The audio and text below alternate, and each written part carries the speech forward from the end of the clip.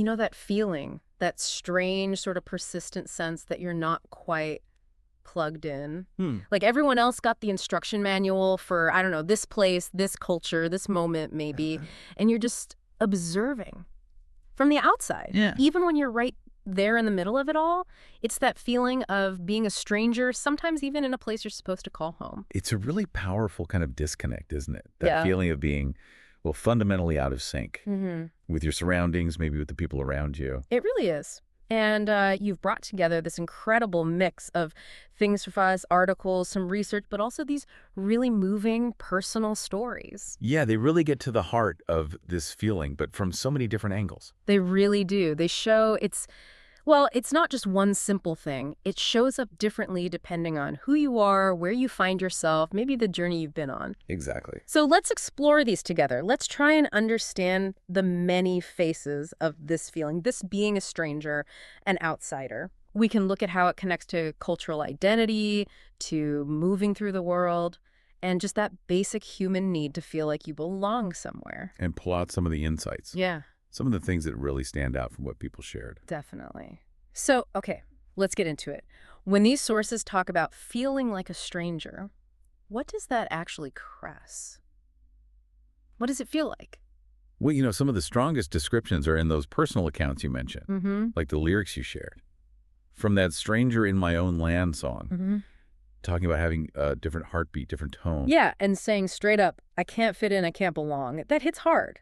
It's like an internal thing, right? A feeling of being fundamentally mismatched. It really is. Mm. And then there's that BBC Stories piece about the Yemeni woman.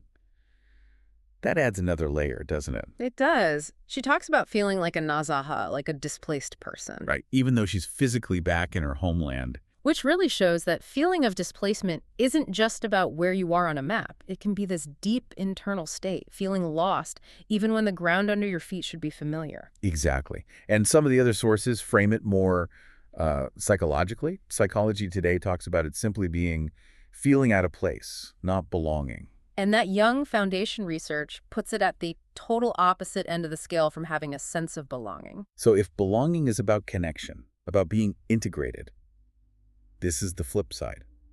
Disconnection. Being on the outside looking in. And it's not just like a mild awkwardness. The source about reverse culture shock, the counseling place one, it calls it emotional and psychological distress. That's a really important point.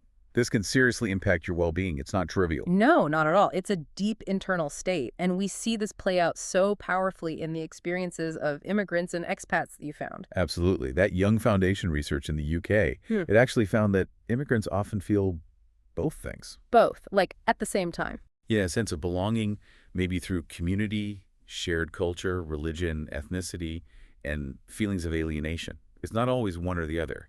You can feel connected in some ways and still deeply estranged in others. Wow. And the journey itself, just getting to a new place, that can be incredibly isolating too, can't it? Oh, completely. That video you shared, Crossing the Line, it highlights the sheer desperation that drives people. Yeah. Making these incredibly dangerous journeys to the UK, fleeing war, poverty, persecution, things that feel even worse than the risks of crossing the channel in small boats or hiding in trucks or even walking the tunnel. That desperation, that risk, that vulnerability, it must create such a profound sense of being an outsider from the very start. Yeah. Alone against everything, really, just fueled by hope. Exactly. It's a solitary struggle in many ways. And then arriving somewhere new doesn't automatically make that feeling vanish. There was that My Migrant Story video, the Polish woman in Scotland. Right. Feeling unwelcome after Brexit, even after years of contributing. Yeah, and her fear that her daughter might face the same prejudice just because of her parents' background. It's just heartbreaking. And sometimes, even when cultures seem closer on the surface, people still experience that othering. Like the Canadian guy in the U.S. you mentioned. Oh yeah, in the My Struggles as an Immigrant video. Getting called names like knucklehead or hoser. It's kind of played for laughs, but it shows that even small perceived differences can make you feel marked out, fundamentally different. It's a constant reminder, isn't it? And the search for belonging, it's not always quick or straightforward. That book, Stranger in My Own Land. The Palestinian family's story. Decades of exile, return, searching for home in a place that's itself contested, changing. It just underscores how tangled identity, place, and belonging can get when history and politics are involved. It's so complex. But what's also really fascinating, and maybe a bit counterintuitive, is that for some people, belonging isn't found by going back home. You mean they find it somewhere else? Exactly. That Reddit thread you found was full of expats saying they feel more like themselves, more genuinely at home, living abroad. Right, I remember that. People feeling better in Turkey or Asia, London, Thailand, Denmark, all over. Than they ever did in their country of origin.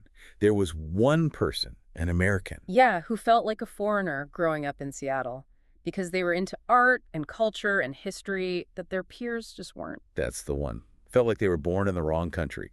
And for them, moving abroad wasn't just a change of scene. It was finding a place where, finally, their inside world matched the outside world. Wow. So maybe a key idea here is that home isn't just coordinates on a map or where your passport's from. Right. It can be a feeling, a place where your internal landscape just clicks, resonates with the external environment. That completely shifts how you think about belonging, doesn't it? And this feeling, this being caught between worlds, it seems especially intense for the children of immigrants. Oh, it's really unique experience, that YouTube source, Amy and Jenny. It highlights how these kids often end up, well, parenting their own parents in some ways. From a really young age, too, like translating for doctors or dealing with IRS calls when they're just 12. Exactly. Carrying the weight of that responsibility, as the source put it. And that can lead to this pervasive guilt, apparently. Yeah, the source points that out. Guilt about pursuing their own dreams, maybe taking a trip just for themselves, doing anything that feels like it steps away from the family's collective effort or sacrifice. Hmm. And the pressure around careers. Huge pressure. Parents often, understandably, prioritize financial stability, respectability. But that can sometimes create what the source called a narrow definition of success. Which might not match what the child actually wants or dreams of. Right, so it's this constant balancing act, trying to honor family needs, family expectations, while also carving out your own identity, your own path. Even things like setting boundaries. The source said that can feel like a privilege they can't afford. Yeah, when you've been so essential to the family's basic functioning, drawing lines can feel difficult, almost selfish maybe.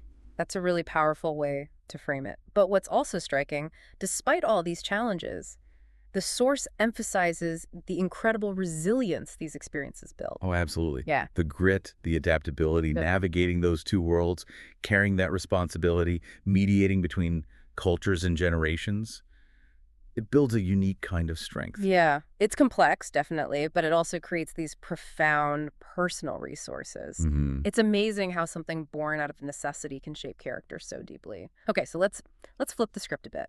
What about when you leave, you change, and then you go back? Reverse culture shock. Ah, Yeah.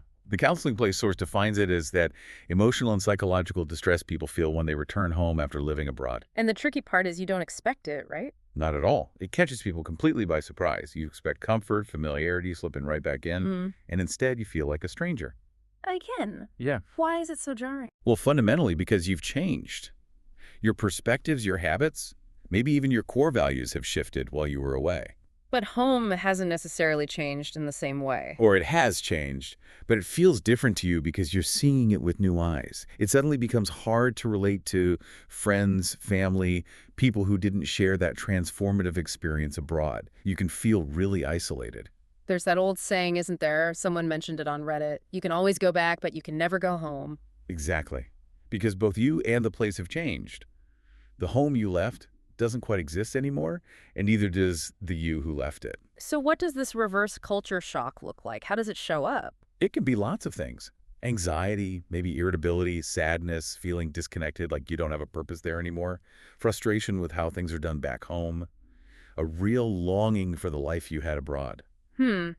Someone on Reddit mentioned struggling just to drive in the UK again after being away for decades. Yeah. Something as basic as navigating traffic can suddenly feel completely foreign and stressful. So if you find yourself feeling this way, this unexpected alienation back home, what can you do? What do the sources suggest? Well, first off, just acknowledging the feelings, recognizing that this discomfort is real, it's valid, it's not just you being difficult. Okay. Staying connected with friends you made abroad, people who get that part of your life, can be a real lifeline. That makes sense. And trying to consciously integrate parts of your life abroad into your life back home. maybe cooking foods you loved, going to cultural events related to where you lived, seeking out expat communities. It helps bridge the gap. Create some continuity. Exactly. Yeah. And just being patient with yourself. Yeah. Readjustment takes time. It's not instant. And, if the distress is really significant, seeking professional help is important. Right. It's not about erasing who you became or forcing yourself back into an old box. It's about creating a kind of new normal that includes all of who you are now. Precisely. It really shows that feeling like a stranger isn't just about being somewhere new and foreign. It can happen right back where you started, but because you're different. And this feeling, it goes even broader, doesn't it? The sources show it's not just about migration or returning home. That Sky News poll in Britain, nearly half the people feeling like strangers in their own country. Yeah, and interestingly, they link it less to immigration itself and more to other things entirely. Like what? Things like the cost of living crisis, the isolation that came with more working from home, growing wealth inequality. Mm-hmm. Apparently, the poorest feel this sense of alienation most strongly. Wow. Also, a feeling that the political system is rigged and anxieties around religious differences playing a role, too. It's more of a societal disconnect, feeling alienated from the direction of the country itself. That's huge. And even just going back to your hometown can feel strange for reasons that have nothing to do with you leaving. Right. Reddit users talked about that, seeing urban decay, the impact of drugs, poverty, things that make a place you once knew feel unrecognizable and foreign. Yeah, one American mentioned not wanting their child to grow up in the U.S. because of what they called its hyper-capitalistic guns are more important than people lawsuit fetish culture. That's a profound sense of alienation from your own society's values. Definitely.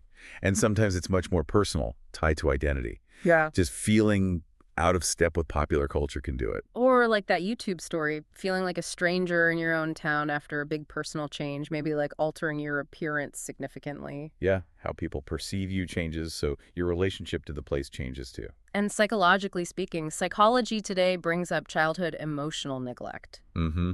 The idea that if your feelings weren't really seen or validated when you were young, it can make it incredibly hard to connect deeply with others later on. Leaving you with this lifelong feeling of being kind of perpetually on the outside. It's profound, isn't it? How something so internal, rooted so early, can manifest as this feeling of external alienation throughout life. It really is. And finally, just to touch on it briefly, because it's a distinct but important context, that source on land alienation. Right, talking about tribal groups losing their land. It's not just losing property or livelihood, is it?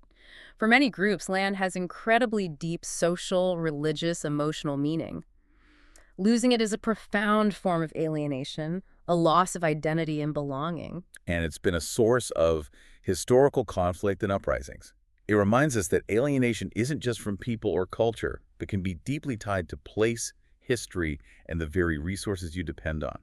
It really highlights how broad this feeling can be. So, okay, we've looked at this from so many angles. If we pull back, try to see the big picture from all these sources, what emerges? Well, I think it's clear that this feeling of being a stranger, an outsider, Yeah. it's incredibly widespread. It's multifaceted, and it's deeply, deeply human. Yeah. It touches immigrants building new lives, Yeah. expats returning to homes that feel different, children of immigrants balancing multiple worlds. And even people who've never left their hometown but feel disconnected because of economic changes, political divides, or personal shifts. Exactly. And understanding this feeling in all these different forms, it feels really vital. Because it speaks directly to our most fundamental human needs, doesn't it? The need to belong. Yeah, the need for belonging, for connection, for a stable sense of who we are. It matters where you are physically, sure, but it also matters deeply where you feel truly seen, understood, connected. And maybe the biggest insight looking across all these stories and research is that feeling like a stranger isn't always about your address or your passport. Right. Sometimes it's about those internal changes we go through, or the big shifts happening in the society around us. Or maybe it's just about that ongoing search, that human quest to find the place or the people where you feel resonant, where you feel truly connected. It really leaves you thinking, doesn't it? What if home? What if it isn't just the place you came from? What if it's actually a feeling, something you have to actively build piece by piece wherever your journey takes you?